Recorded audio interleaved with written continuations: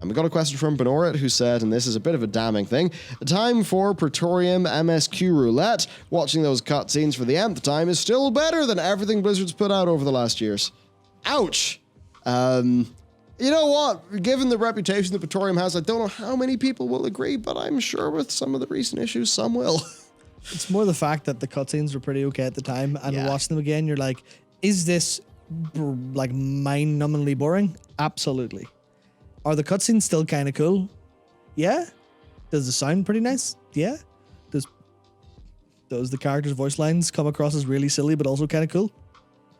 Absolutely.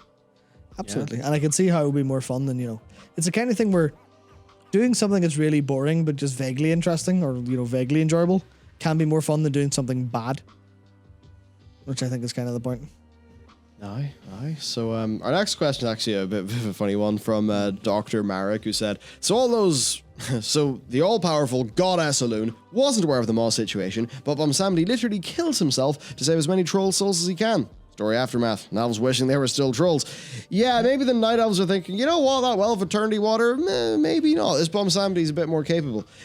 For that, right? Bwonsamdi is like a way more clued in character to like the, spooky happenings in the universe. And he's also a Shadowlands entity. So I think it does make sense that Bwonsamdi knows more about what's going on than, Elune would.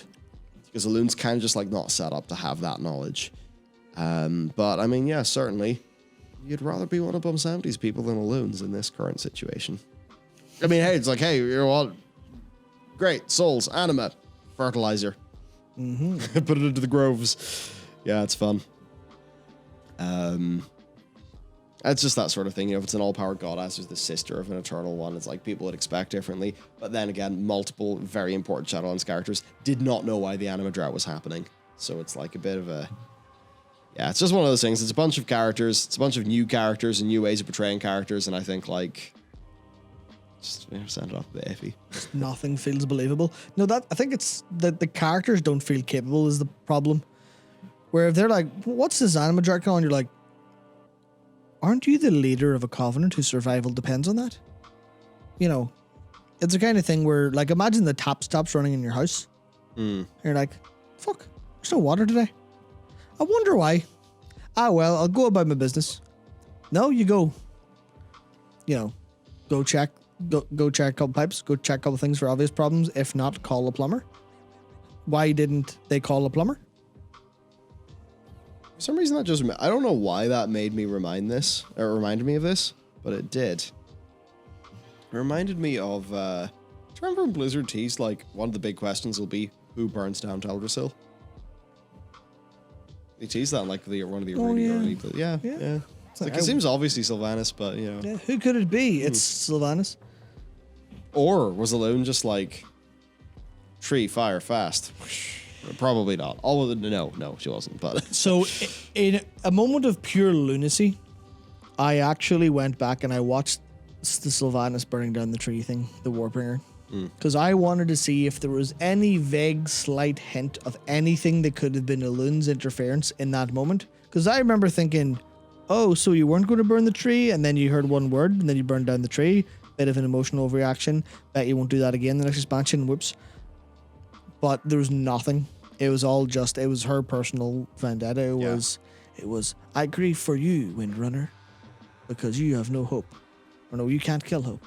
It's like, can I know? And then this is basically the volumes whisper. I was like, can't I? You're like, I burned down a tree. Yeah. Sent them all to hell, except that actually worked out for us because Elune cried over it, which means we got a sigil back. Nice. Turns out you fucked up Sylvanas by burning the tree. Because we don't really even know what a tier of Elune is. Also, we don't know what power level the jailer's at or how much power he got from burning Teldrassil, because he seemed pretty powerful. No, I mean, it doesn't make any sense anyway because of, the Shadowlands is for the entire cosmos.